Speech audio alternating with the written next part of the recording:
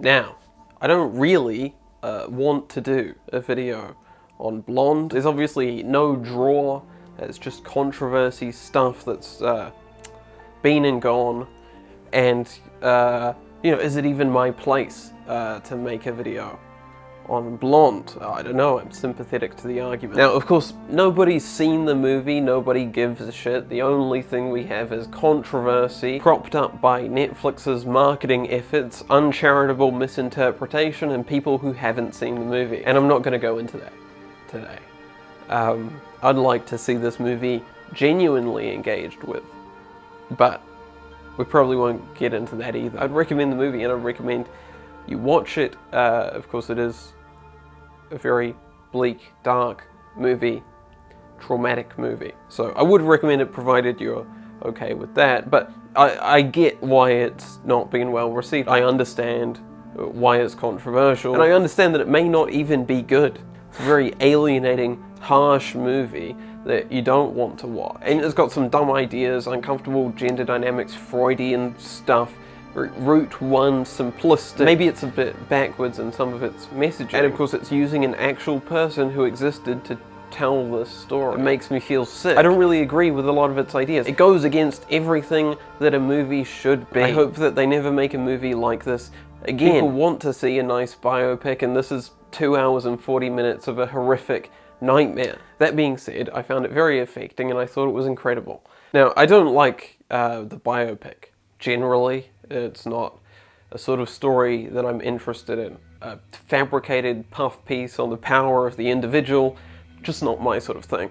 I feel like it's just a reductive genre about individuals who are forged by their power and their choices, where the reality is often more to do with societal conditions and circumstance. And I think this subverts that because, well, of course this isn't a biopic, it's a adaptation of a fictional book, and it really doesn't deal in trying to tell the story of an individual. Of course, Marilyn Monroe is a very known icon, but not really a known person. Marilyn Monroe was a persona created by Norma Jean, and of course became one of the most iconic talents in the world. A very good performer in both comedy and drama, powerfully intelligent, on the cutting edge of stuff like Freud and the acting method. And of course she broke from the studio system and is a very idolized icon, right?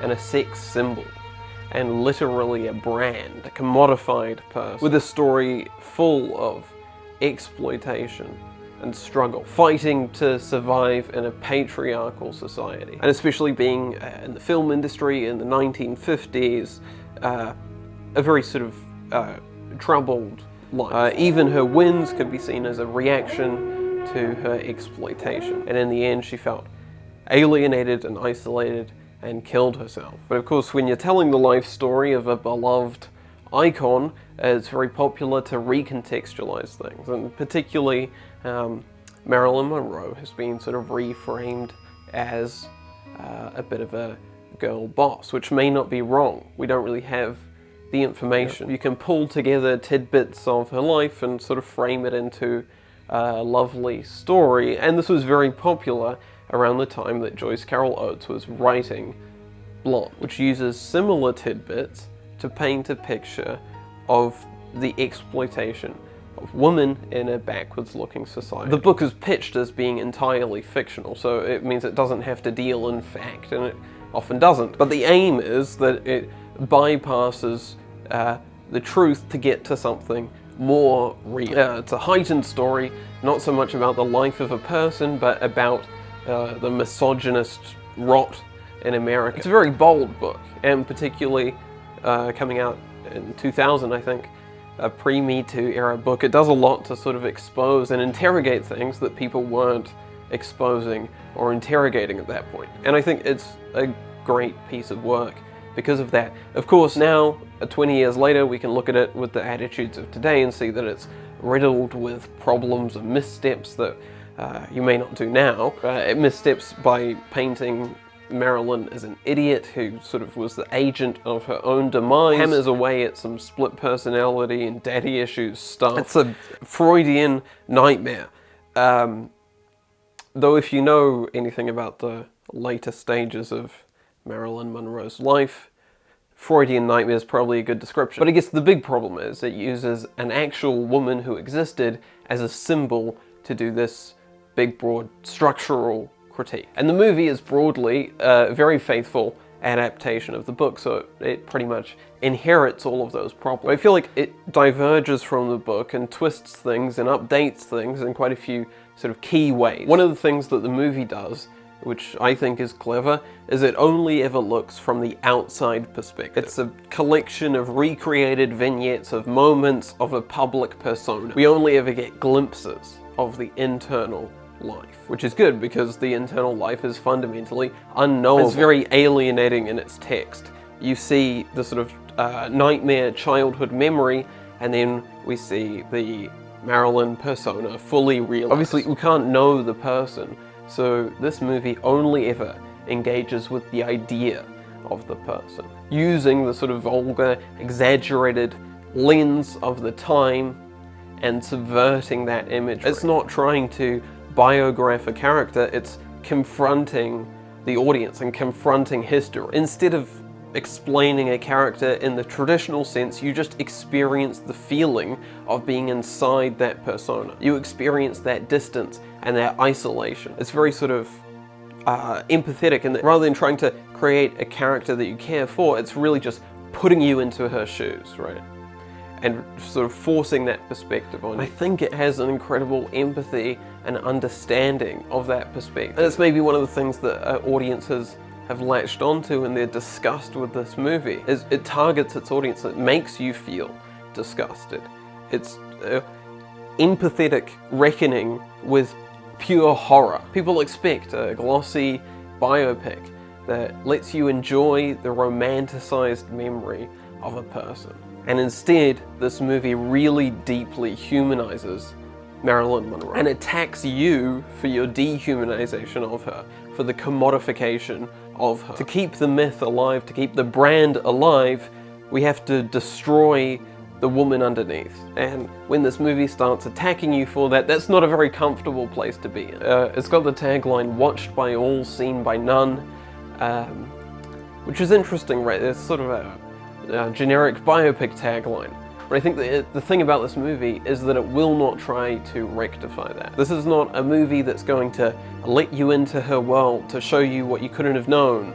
It's just an attack on the watchers. So I guess obviously that hasn't gone over well. There's a lot of alienation in its style. It's very hostile, alienating cinematography, structurally jarring, stylistically wrong. There's a lot of layers of open artifice, just replications of images. It has a complete contempt for form and rhythm and flow, the conventions of a movie. No individuals change or evolve. Everything just repeats itself to its predestination. And that creates a distancing effect that lets it criticize the exploitation, criticize the spectacle without doing those. The replication of moments that were originally sexy and fun and enjoyable, and it never is those things. She was an over-sexualized person, a commodified person, and this shows us that without doing that. It's obviously been rated for very graphic imagery. It's not, I mean, you're going to see more graphic stuff in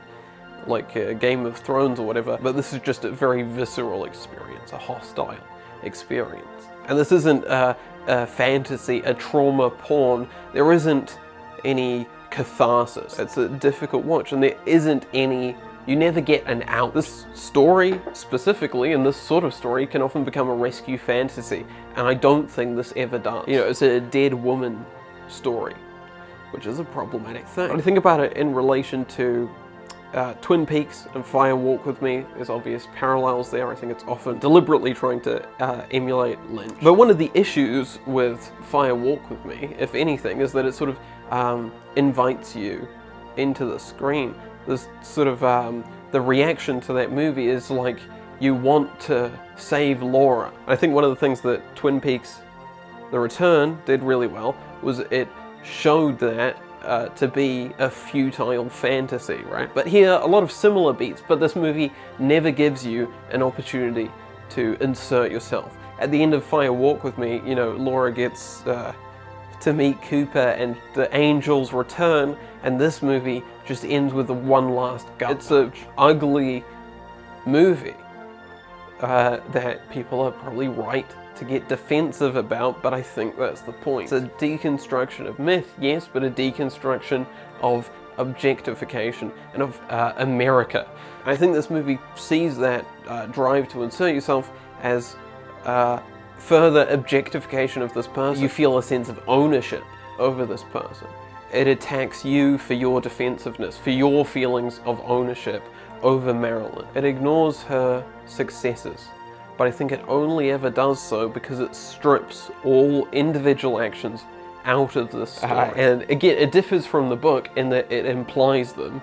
It implies that she is smart. It's not the point of the movie, and I think the movie has to ignore that for it to work and not become rescue fantasy. But it does at least acknowledge that there was successes, there is a person underneath, without sort of explicitly going into that. It creates a very deterministic story, and in doing so, it removes the story of the individuals and becomes a structural critique, which may be a problem. And it does bring in some stuff from the book, that dual personality, the Freud stuff, but I think it's handled with a very broad strokes. It does everything experientially rather than intellectually. A lot of stuff is implied, not a lot of stuff is said. And I think that's important for the story because a lot of that biographical information is unknowable, so this is very vague. If there is an individual action in the movie, she's repeatedly fighting for agency. She's objectified, everyone wants to own her, to control her, and she's constantly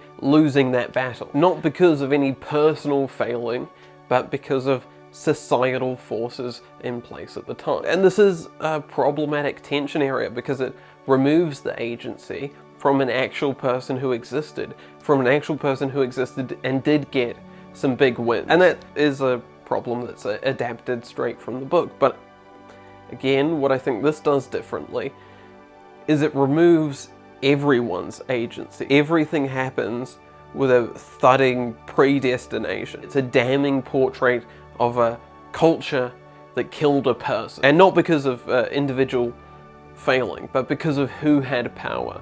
The executives, the boyfriends, the husbands, the audiences, and America. And it's horrible to see.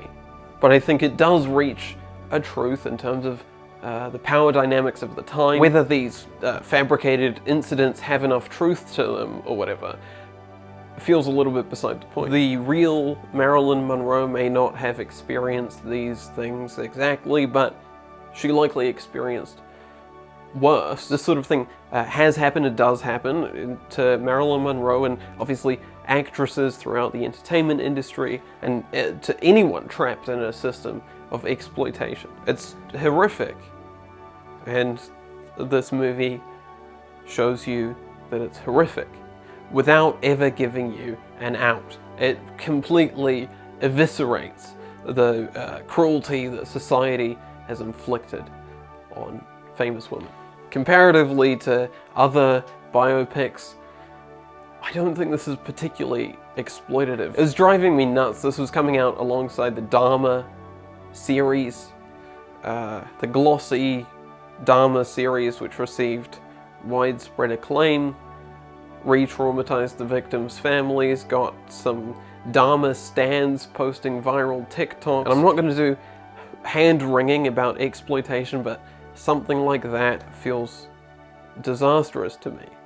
Where this is a fucking condemnation of exploitation. I don't think history is sacred, and I don't think that it necessarily should be constantly reframed and improved to meet the standards of today. And we can't know what Marilyn Monroe would have wanted. And I guess the question is this okay to do? And I don't know. On the one hand, it does ignore the person and her successes and reduces her to another traumatized, dead woman to get its point across. It has dumb ideas and dumb points to make. On the other hand, this achieves things that pure fiction could not achieve. It gives, I think, necessary context, and it fucking eviscerates history and society, the form and power, in a way that a Wikipedia entry can't do. I just think it's a brutal condemnation of exploitation. And just everyone's looking at it going, oh, this is exploitation. But I guess, for me, the truth of it is, I saw myself represented in media. I've never been overly concerned with the public self versus the private self. But here I am, before you, the commodified persona of Caleb Gammon. And I feel like anyone who's used a website should be able to connect with this material in a way that I found quite deeply affecting. But maybe not. I don't know. I mean, honestly, I don't know. I feel like this was greater than the sum of its parts, but it does have real flaws and issues. It does misstep. There's iffy stuff here. There's plenty of stuff while watching it that I was like, oh, come on. I don't know that this will ever see any sort of critical reappraisal. I don't know. I feel like there's so much to engage with here that I've barely scratched the surface of, and it was just dumped to Netflix and buried in controversy.